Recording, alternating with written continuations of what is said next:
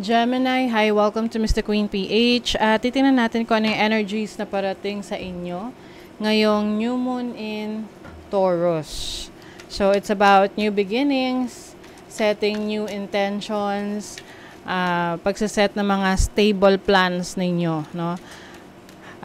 For you, Gemini, itong new moon is happening in your 12th house. 12th house is your subconscious, yung mga hidden sa'yo, yung mga nakatago, mga bagay na hindi mo hinaharap. So, maari ngayon, finally, haharapin mo na siya. Maari ring, magkakaroon ng clarity, no?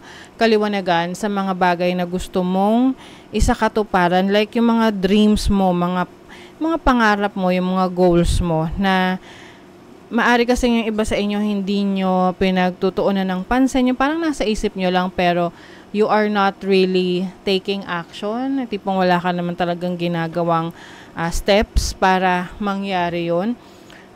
Sometimes you become delusional sa mga goals mo or sa mga dreams mo. But I feel like ngayon, you are going to set yung mga practical actions para sa mga goal mo. Okay?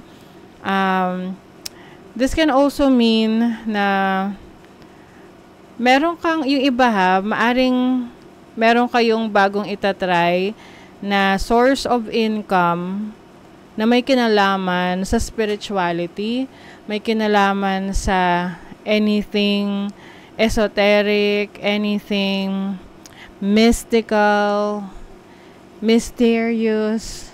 Oo, pwedeng yung iba sa inyo, tarot reading, pwedeng astrology rin, you are interested in that, or mga philosophical na mga knowledge ninyo na pwede nyo ring i-share sa iba. Kasi pwedeng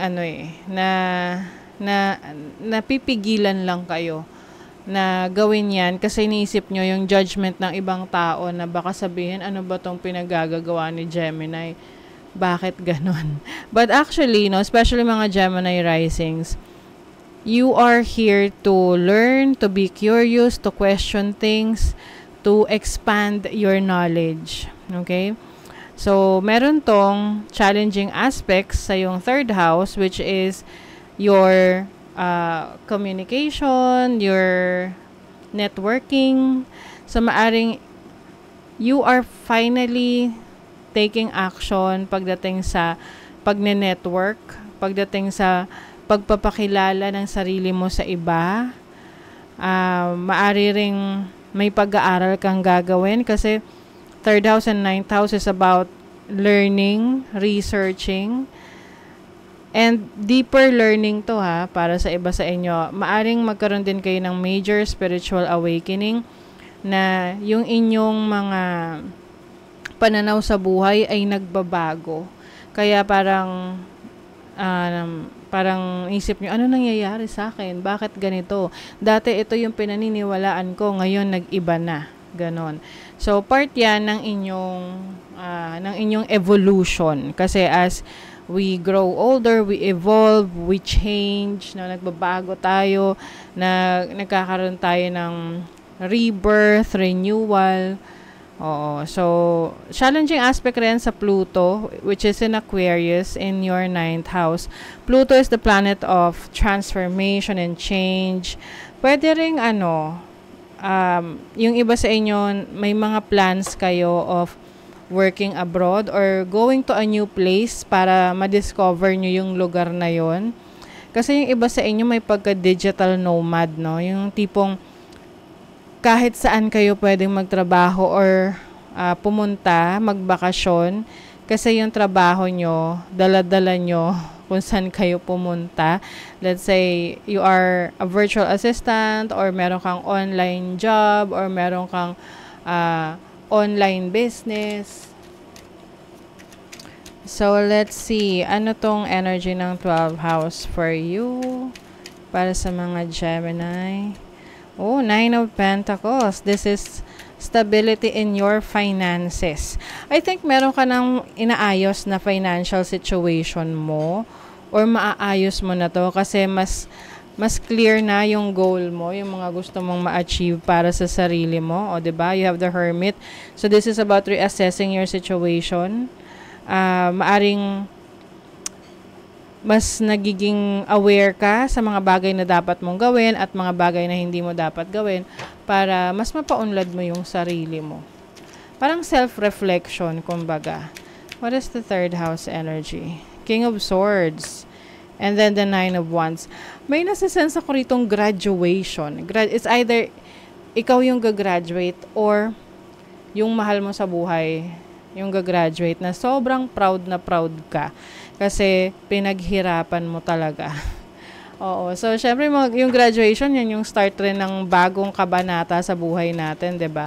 So, yung iba sa inyo, kung kayo yung mga parents na meron kayong mga anak na gagraduate na at proud kayo sa sarili nyo kasi feeling nyo kayo rin yung nakagraduate dahil, 'di ba, ang dami yung pinagdaanan at gastos. And kung ikaw naman yung estudyante, yes, naging mahirap for you yung journey, pero napagtagumpayan mo. So, congratulations. What is the 9th house? 5 of Swords. Alam nyo, medyo mag-ingat sa mga taong tinutulungan nyo. Kasi meron dito na maaring tinulungan nyo, tapos ikaw pa yung napasama. Oo. So, maaring merong person na humingi ng tulong na yung tulong na financial or resources, gamit. Tapos, pwedeng tinanggihan mo or tinulungan mo pero hindi mo naibigay yung talagang gusto niya. So, pwedeng mag-create ng issue yan sa inyo. Oo. Merong mga tao ring competitive sa'yo. Kasi nakikita nila that you are doing well. Take inspired action. So, when it comes to your actions, gagawin mo kung saan ka inspired, kung saan ka masaya, kung saan ka devoted, kung saan ka determined. Think it through. So, this is a major decision that you have to make. Maaring merong big decision ka na gagawin. Parang taking a leap of faith din yan na pag-iisipan mo.